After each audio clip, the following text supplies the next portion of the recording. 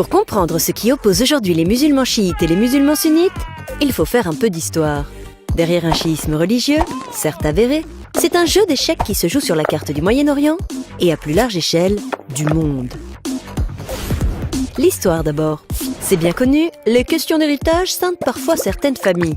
L'islam ne déroge pas à ce constat. Tout commence en 632 par une question de succession à la mort du prophète Mahomet.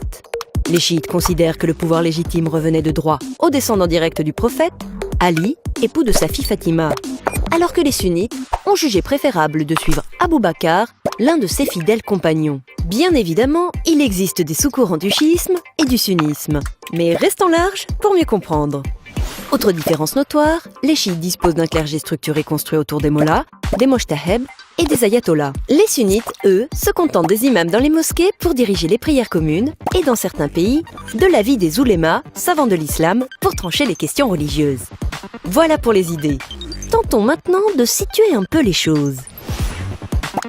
Les sunnites, qui représentent environ 85% des musulmans, sont majoritaires en Inde, au Maghreb, en Afrique subsaharienne, en Libye, en Égypte, en Arabie Saoudite et dans les pays du Golfe. Les chiites, eux, sont majoritaires en Iran, en Irak et au Bahreïn et présents de manière significative au Liban, au Yémen, en Syrie, en Afghanistan ou encore au Pakistan. Vous le voyez se dessiner l'échiquier ?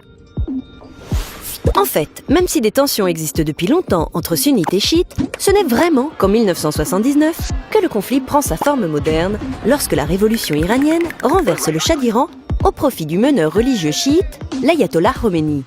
La crise s'exporte ensuite dans les pays à majorité chiite, exacerbant les tensions entre les deux camps. La guerre entre l'Iran et l'Irak de 1980 à 1988, construite sur un fond de conquête religieuse par l'ayatollah Khomeini, ne fera que cristalliser les antagonismes.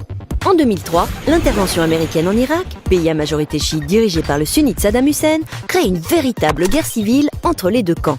Appuyée par le régime en place, la branche irakienne d'Al-Qaïda développe une lutte armée spécifiquement anti-chiite. C'est la matrice de l'État islamique. Quelques années plus tard, en 2011, les printemps arabes secouent les pays du Maghreb notamment et se propagent à la Syrie, qui bascule dans la guerre civile.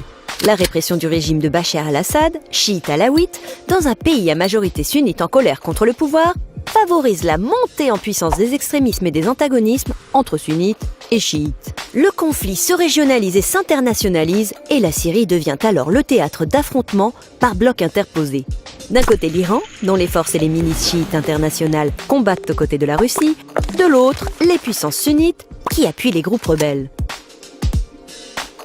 Au sein de tous ces conflits se jouent des jeux d'alliance qui, sous une apparente complexité, révèlent une logique de bloc mue par la défense de leurs propres intérêts géostratégiques et économiques. Un jeu dangereux qui traduit des luttes d'influence et d'hégémonie. Une logique bien connue dans laquelle la religion est instrumentalisée à des fins politiques.